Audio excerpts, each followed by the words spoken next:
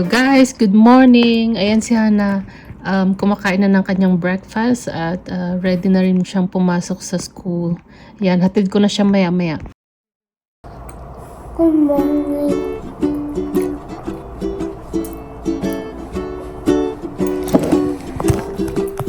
Guys, na-drop off ko na pala si Hana sa school niya. And then, dito sa malapit sa harap ng school niya, merong grocery. Malapit lang dito sa hotel. So, mga 3 minutes lang. Hotel na yung sa kabila nito.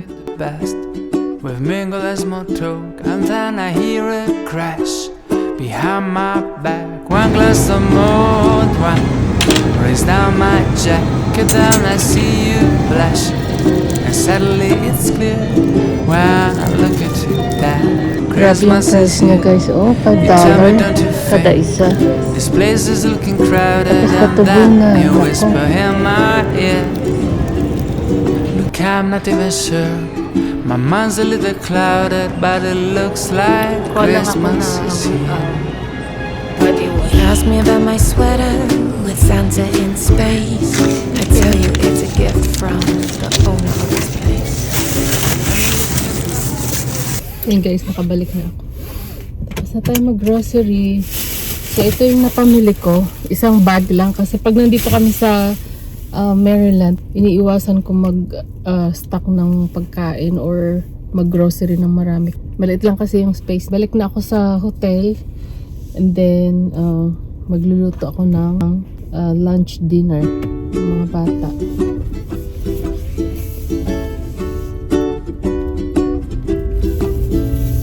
If you just look through this Malapit na yung hotel namin. Andun sa kabila. Yes, today is Monday guys. And then next week is magti-Thanksgiving at walang pasok yung mga bata. Kaya uuwi kami sa Virginia. Ewan ko, na-miss na namin yung bahay. Excited kami kasi mag-i-stay kami dun sa bahay ng more than 1 week.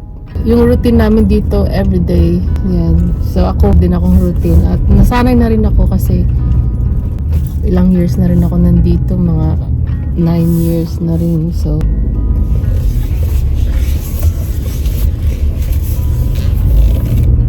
tsaka dito talaga sa US guys, sobrang dapat napaka-independent mo. Dito na ako sa hotel. Ayan, pag nasa ibang bansa ka talaga nakatira, dapat independent ka talaga at dapat marunong ka mag-drive. Kasi that's how it starts to be being independent. Marunong mag-drive.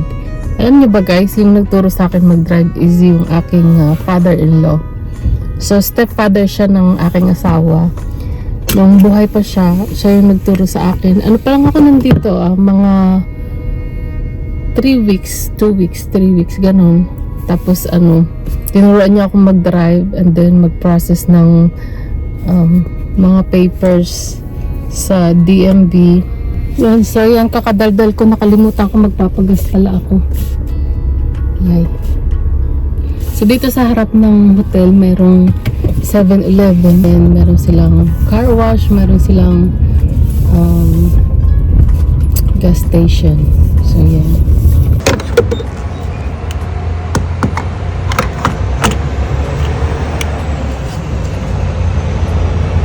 Grabing mahal ng gas cars, oh. $5.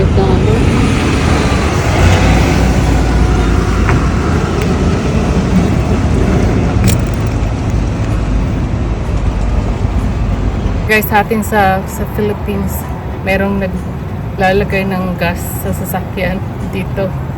Dito hindi uso yung ganyan. Ewan ko sa ibang states ha, basta sa mga state na napuntahan ko, iba talaga maglalagay ng gas.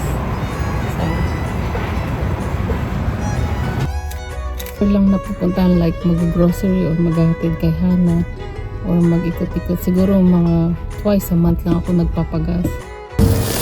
Yan guys, dito na tayo. Hindi pala ako gumagamit ng elevator kasi para meron akong exercise.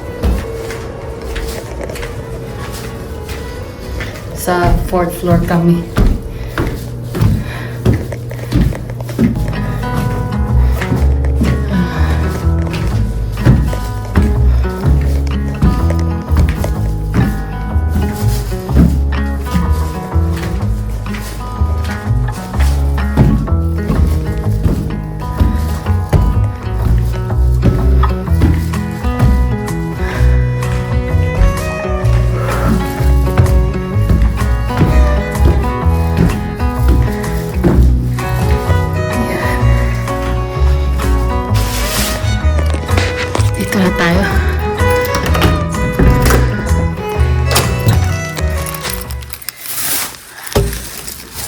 So, yung gamit kong kape pag nandito ako, instant. So, isang kutsarita. Puno yan. Tira pa akong chicken kagabi. So, iinitin ko na lang yun. Tapos ngayon, magluluto ako nitong curry. So, puro lang siya, patatas at saka carrots. And then, check ko kung ano pa yung pwede kong ilagay. Baka meron pa ako natirang ibang gulay. Kasi mas masarap siya kapag maraming sibuyas. Tapos, ito pala yung pinamili ko kanina. Itong dalawang bawang na to, ang tawag dyan is elephant garlic. So, guys, ang mahal ng isang peraso na to. Nasa siya, $5. So, $5 is probably 250 pesos. So, isang perasong ganito. So, yung gagawin ko, hindi ko to lulutuin kasi bibinhiin ko siya para meron akong ganito next year. Yan. So, iuwi ko to sa bahay.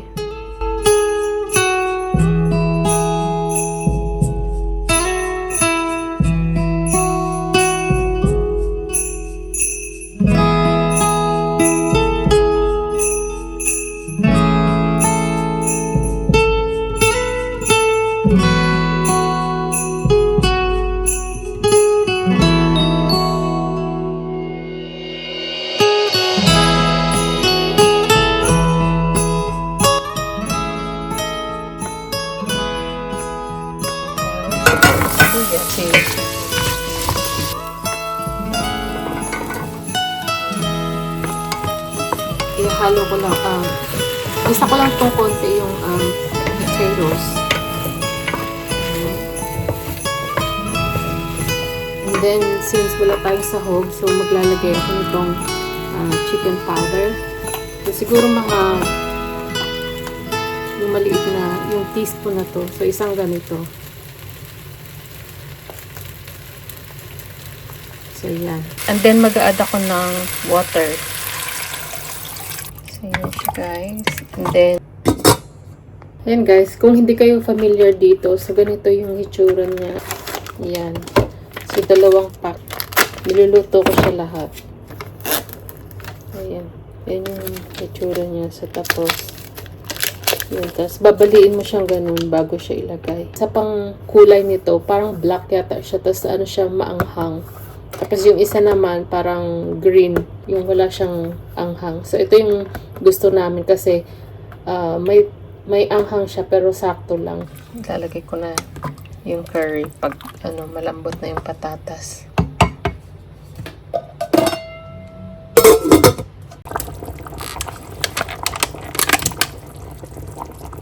Yan, so tapos hahaluin lang siya hanggang matunaw.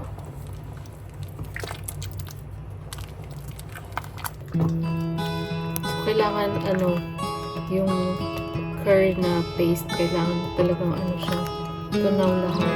So, dapat pala hinaan ng konti yung apoy para hindi masunog.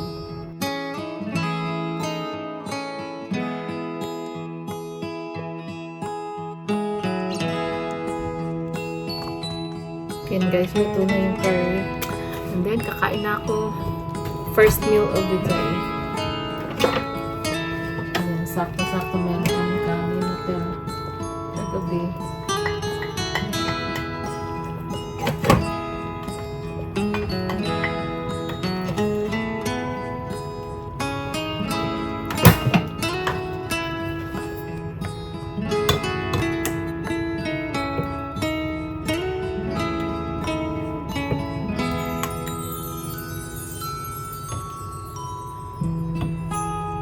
So, yun na guys, yung ating curry and rice. Kain na tayo. So, ito pala yung pinapanood ko lagi, guys. Samahan nyo ako, guys. Kain tayo. Hindi naman ganyan kabongga yung nire-renovate namin na bahay. Pero, mahilig nga kasi ako mag-ayos-ayos sa loob ng bahay. Maglagay ng mga dekorasyon. So, kumukuha lang ako ng idea. Pag okay na yung bahay, makakapag-decorate na.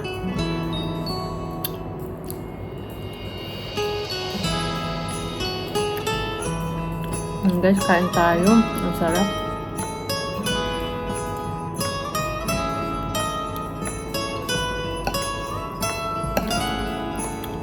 Paborito din ng mga bata to eh.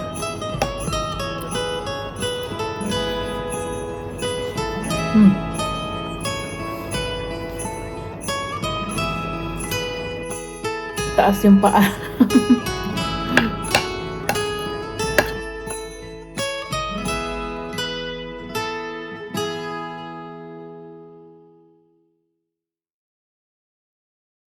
So guys, ayan, update pala sa aming bahay. Dumating na yung mga taong mag-i-install ng air. Hindi namin sure kung ilang taon na yun. Siguro mga 15-20 years na yung nandyan. So, bali pinapalitan ni Mr. kasi mag-winter at kailangan namin ng heater sa bahay. So, yan, pwede siyang heater pag winter and then aircon din siya kapag